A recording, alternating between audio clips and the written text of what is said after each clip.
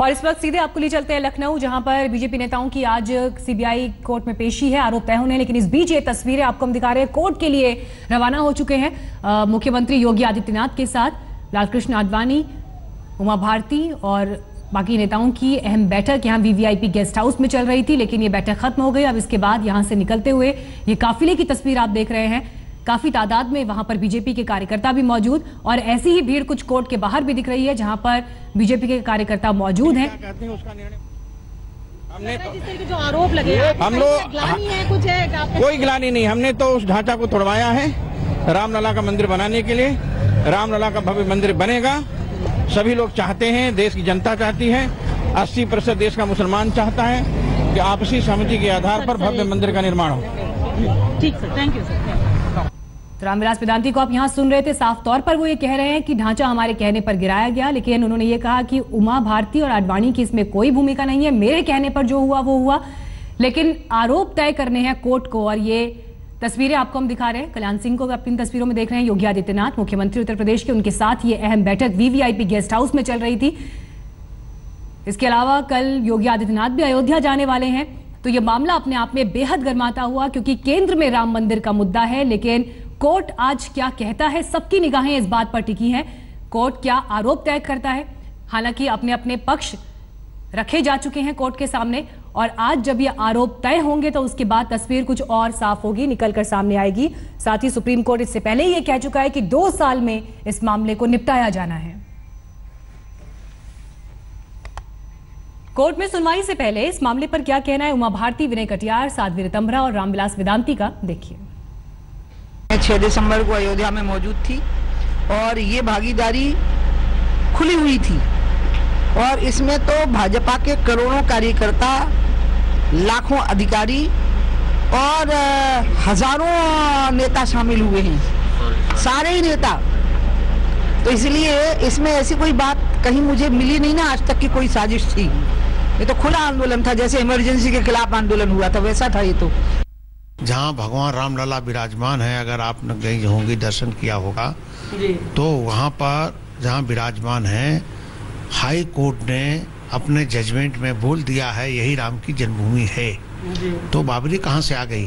वो हम पहले से भी कहते नहीं हमारी राम जन्मभूमि है, बाद में है। अब जीर्ण सी ढांचा चला गया, उसके लिए हम लोग क्या जिम्मेदार है?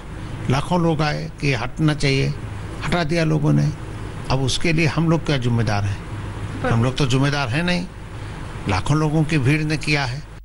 आडवाणी जी निर्दोष हैं, जोशी जी निर्दोष हैं। आडवाणी जी और जोशी जी ने साफ शब्दों में कहा था, कार्यसेवकों आप ढांचा से नीचे उतर आइए, आपको आपकी कार्यसेवा पूरी हो गई।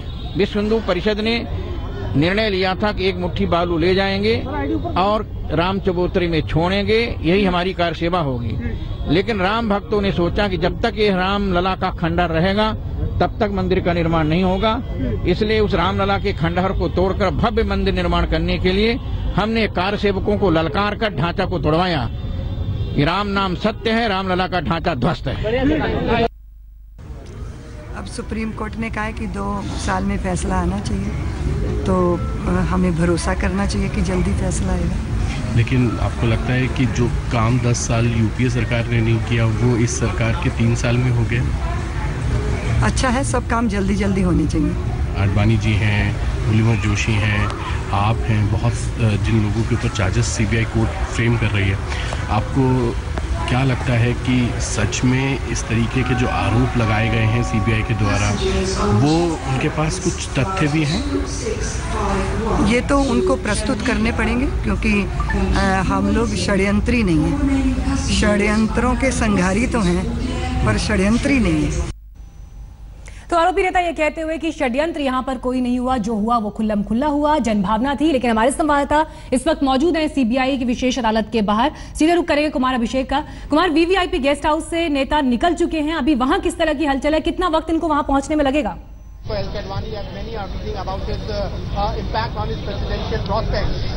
देखिए मीनाक्षी, तकरीबन 10 से 15 मिनट के बीच ये तमाम बड़े नेता पहुंच जाएंगे इस सीबीआई की जो विशेष अदालत है वहां पहुंच जाएंगे और उसके बाद ये प्रोसीडिंग शुरू होगी, जहां पर जो साजिश के चार्ज हैं वो पढ़े जाएंगे इन तमाम नेताओं के ऊपर। और ये जो नेता है वो जो उसमें लाल कृष्ण आडवाणी, मुरली मनोहर जोशी, उमा भारती, साध्वी रितंबरा और विनय कटियार, बाकायदा कोर्ट रूम में उनके ऊपर चार्जेस पढ़े जाएंगे क्योंकि ये साजिश के चार्ज होंगे। और उसके बाद ये जो तमाम लोग हैं ये उस साजिश के बारे में अपनी बात कहेंगे कि वो इसमें शामिल थे या नहीं। ज्यादातर नेताओं ने साफ कहा है कि वो कहीं से इसके हिस्सा नहीं रहे हैं, तो शायद एक बार फिर से कोर्ट रूम में इसे दोहराया जाएगा और उसके बाद चार्ज फ्रेम होने के बाद फिर अदालत तय करेगी कि आगे क्या करना है। मैं बता दूं कि इस वक्त अब से तकरीबन 15 मिनट के बाद ये तमाम नेता सीबीआई के इस विशेष अदालत में पहुंचेंगे और ये 12 के 12 नेता एक साथ कोर्ट रूम में प्रोड्यूस किए जाएंगे, अंदर जाएंगे और वहां पर फिर कार्रवाई शुरू होगी।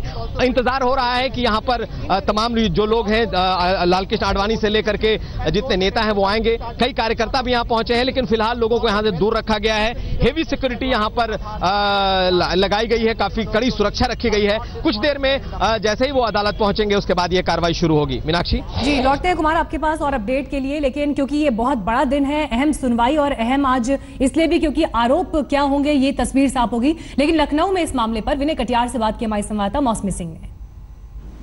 लखनऊ के सीबीआई के स्पेशल कोर्ट में आज तमाम बीजेपी के दिग्गज नेताओं की पेशी है। लाल कृष्ण आडवाणी, मुरली मनोहर जोशी, उमा भारती समेत विनय कटियार भी आज कोर्ट में हाजिर होंगे। हमारे साथ विनय कटियार साहब हैं, बीजेपी के वरिष्ठ नेता। सर, जिस तरह से बाबरी विध्वंस मामले में कई सालों बाद सुप्रीम कोर्ट ने आदेश किया कि आपके साथ साथ आडवाणी साहब तमाम लोगों के खिलाफ साजिश का मामला चले, तो आज आप भी कोर्ट जाएंगे। क्या उम्मीद है कि क्या होने वाला है?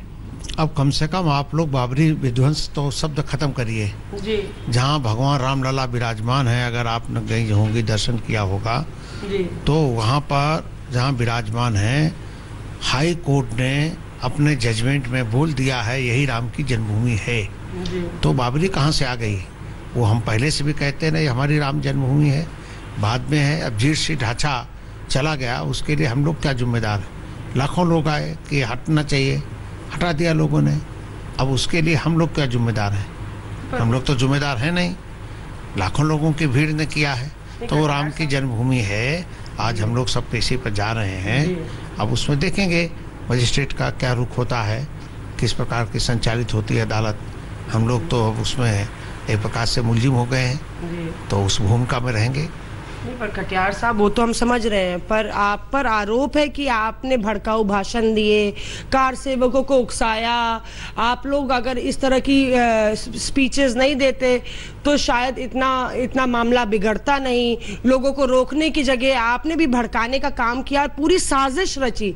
ये साजिश के तहत ही तो सुप्रीम कोर्ट ने कहा कि बड़ा ही एक तरह से अगर कहें तो सोशल फैब्रिक देश का बदल गया और पूरा खंडित हुआ। इसीलिए आप लोग के ऊपर आरोप ये है और इस पे मुकदमा चलना चाहिए। नहीं, किसी का भाषण नहीं हुआ, भाषण वहाँ होने का मौका ही नहीं मिला और मंच इतनी दूर था कि वहाँ से जहाँ ढांचा था तो उससे काफी दूर था, आवाज ही नहीं पहुँच रही थी।